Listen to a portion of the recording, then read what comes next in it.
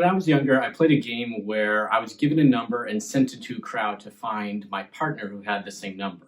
And there was a lot of searching around and looking, but when I did find my partner and we realized we had the same number, there was much celebration and there was much joy because I realized they were pursuing me just as much as I was pursuing them. In our new theme, we're talking about pursue Jesus as Lord. And what I want to talk about today is how do we do that actively and how do we do that purposely from our side as believers? And part of that place is realizing we're coming from this, from moving from a passive believer to an active believer. And for me, this happened through a holiday study when I was looking at Colossians 3:2. And what it says is set your mind on things above, not on earthly things. And for me, I spent that winter just looking at that verse and be like, what does it mean to set my mind on things above instead of earthly things?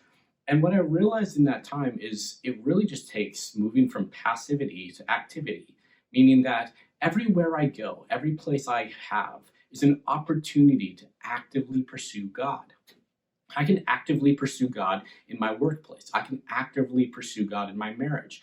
I can actively pursue God in my studies because all of these things are important and all of these places are good things.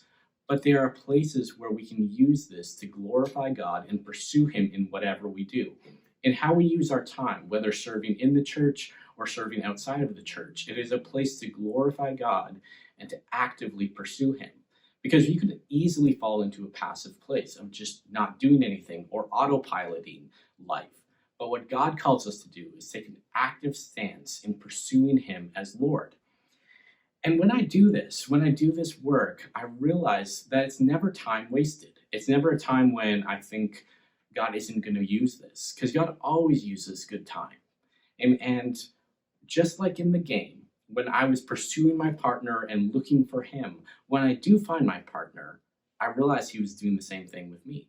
And that's what it's like to follow Jesus, is when we actively pursue Jesus, when we actively move from being a passive believer to an active believer, we realize Jesus was seeking us all this time, and our time was never wasted when we focus on him.